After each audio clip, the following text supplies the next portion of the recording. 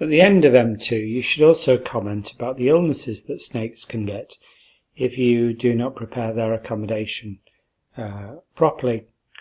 First of all, we've talked about accommodation and having a shelter and having aspen shavings that are thick enough for the snake to hide, and foliage as well.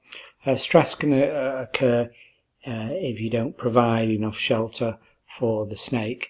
A good indication that they've got stress is the idea that the refusal to eat, weight loss, lethargy means that they're not moving around much, and this can cause deep anxiety and even death.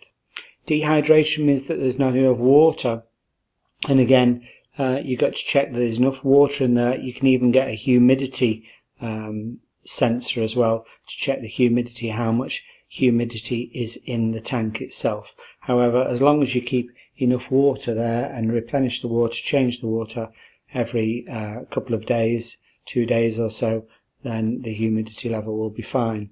If it sheds its skin, then it should shed its skin in one piece. Sometimes it can leave small fragments of skin that you can remove yourself when you handle it, or it will do that by burrowing within the aspen shavings or in amongst the foliage and the branches, but again it needs some water to be able to do that.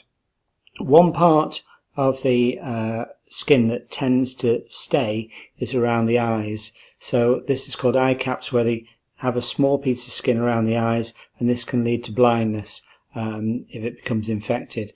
You can remove that with a small pair of tweezers, or you can just pick it off with your fingers as well.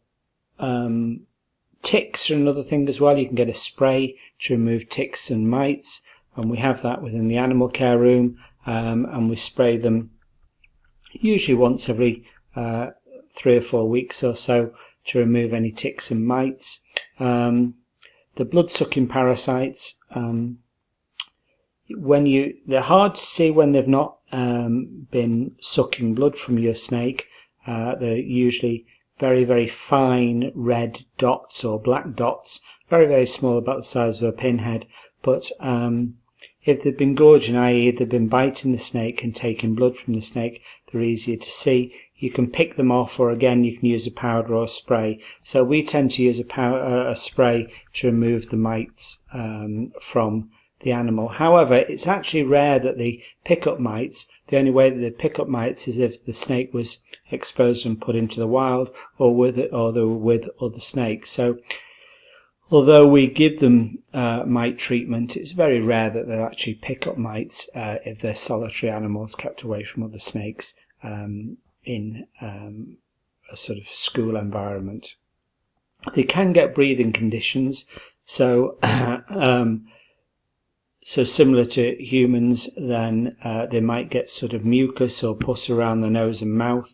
They might start sneezing or a wheezing sound, and that's because you've not got the vivarium, the tank, at the right temperature, and it's not clean and dry enough. So just keeping it clean, using antibacterial spray, spot cleaning and deeper cleaning of the vivarium will ensure that the snakes don't get breathing difficulties. Again, if you don't keep the aspen shavings clean and dry, and you don't